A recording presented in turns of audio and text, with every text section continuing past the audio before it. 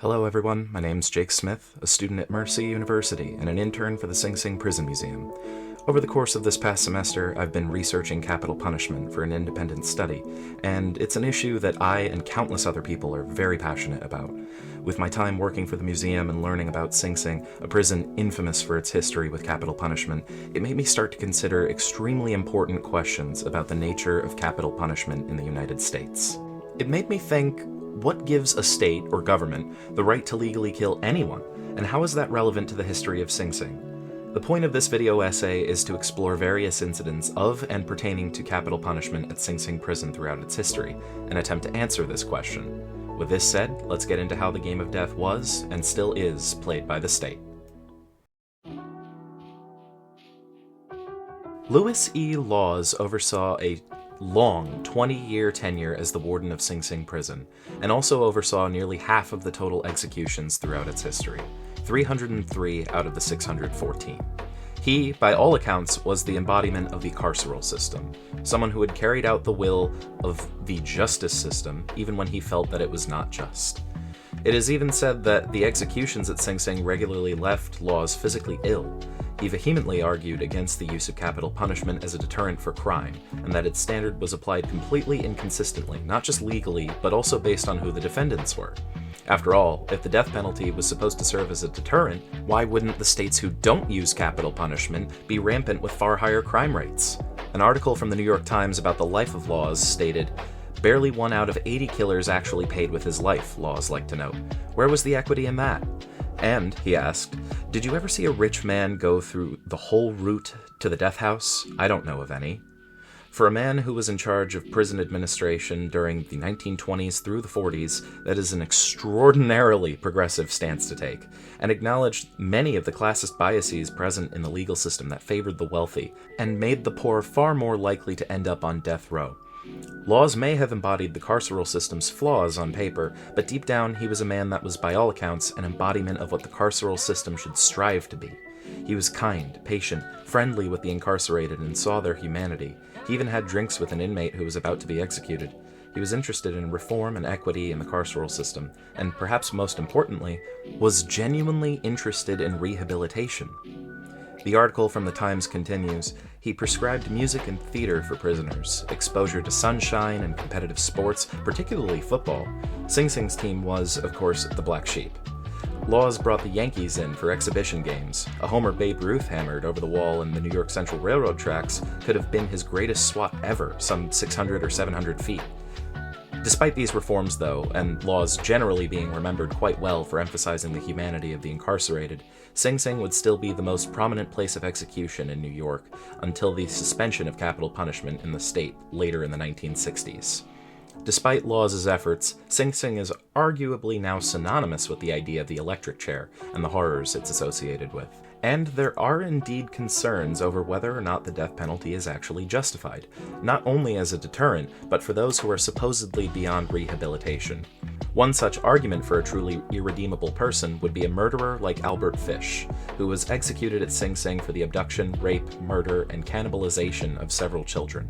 Fish showed minimal remorse, if any, was clearly mentally unwell, and was a known sadistic masochist. Apparently, he even looked forward to his own execution, once stating, quote, "The electric chair will be the supreme thrill, and the only one I haven't tried," end quote. The question then becomes whether or not it is justified for the state to kill someone who not only shows no remorse for particularly evil crimes, but actively looks forward to their own execution. There are problems with this argument, though, even in the face of an indisputably horrible human being like Albert Fish, and they come in the forms of fallibility and bias.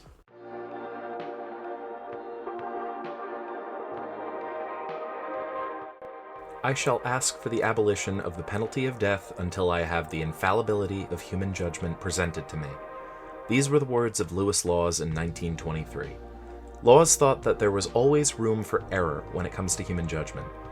Whether it is inaccuracies in the evidence presented at trial or biases against the defendant, there are several ways that those who are innocent of the crimes they are accused of can end up being convicted anyway. In the case of capital punishment, human error or bias can lead to the killing of an innocent person. Perhaps one of the most well-known cases of something like this occurring in reality is that of Ethel Rosenberg. She and her husband Julius were accused of espionage and treason during the height of the Red Scare and Cold War tensions in the 1950s. While yes, Julius actually was a spy for the Soviet Union, recent revelations from government memos during the time before their conviction indicate that Ethel herself never actually engaged in any acts of treason or espionage herself. She was only just aware that they were happening. If that was the case, and the government knew this, then they willfully convicted a defendant whom they knew to be innocent of the charges they brought against her. Not out of desire for justice, clearly, but rather out of a fear of communist influence in the United States. She and Julius were both put to death by the electric chair at Sing Sing in 1953, with no chance for exoneration on Ethel's part or rehabilitation on Julius's. Their sons continue to advocate for a re-examination of their parents' legacy to this day, and were instrumental in the fight for more information on their case. But not everyone on death row has such a huge historical scandal behind them to potentially exonerate them.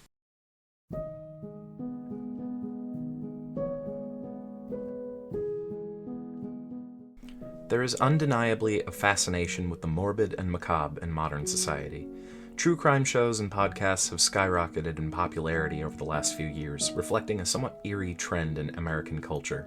We tend to make a spectacle out of death, and we want to understand the idea of deserving to die. And this is seen through all sorts of avenues, like those aforementioned true crime shows, or through political, social, or religious trends, or even through modern and contemporary art.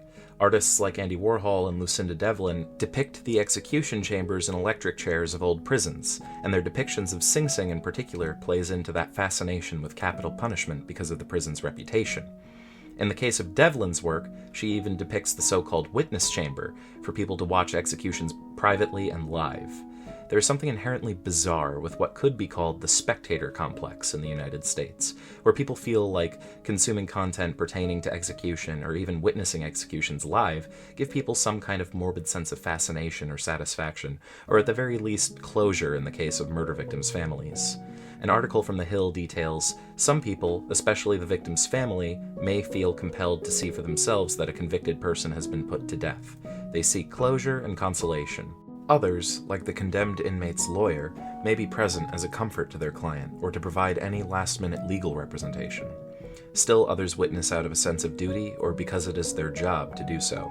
Media witnesses may be there as the public's eyes and ears, showing that the public does indeed have an interest in knowing about the processes of execution to the point where it would be profitable for journalists to witness such executions and report on them.